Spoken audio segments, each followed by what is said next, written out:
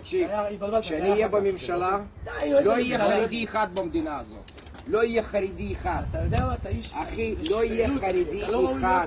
לא יהיה חרדי אחד. אתה יהודי? אתה יהודי? יהודים לא מדברים ככה. מדברים. אלוהים נתן לי ספר תורה ואמר לי לפרש אותה בעצמי ולא להקשיב לשום בן אדם שמזיין במוח. אני מאמין בספר תורה אבל לא מאמין בהלכה. הלכה לכלבים עם כל החרדים. אני אומר לך אמת, שתדע. אתה חולה? אתה בטוח שאתה יהודי? כן, יהודים לא מדברים ככה. כן. אתה לא יכול לדבר ככה, אתה לא תגיד לא יהיו פה חרדים. מה זאת אומרת? אתה לא תגיד לא יהיו פה חרדים.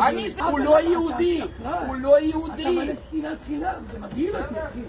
אתה יודע מה, אתה לא השם שלך. אני אנקה את המדינה הזאת. אתה צריך לנקות אותך. אני אנקה את המדינה הזאת. אתה צריך לנקות אותך, אתה תירחון, מה זה הדבר הזה? לא יהיה, זה לא שנאה. זה לא שנאה. אתה טוען שרצו כן, ברוסיה? כן. מי שהיה נרדף לא יכול לרדוף אחר. באמת, אז זין בעין אני אשנה את זה. אתה לא יכול. זין בעין אני לא יכול, אתה תראה. אתה תראה. אתה תראה. אני אגיד לך משהו? כן.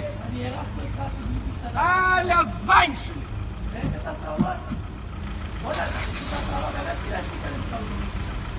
באמת, סמיון, אתה יודע מה הכי עצוב? כן. ככה זה נראה שלא מאחורי אבל. נער. לא, תיזהר, לא טוב יפה, תיזהר. לא מהר. אני אומר לך, תקשיב. אתה מתבלבל לי עם מישהו אחר. עוד פעם אני אומר לך, תיזהר. אני לא מאיים, אני אומר לך תיזהר. לא יקרה כלום. תיכנס לאוטו ואל תגיד לי תיזהר. חתיכת חצוף שונא יהודים.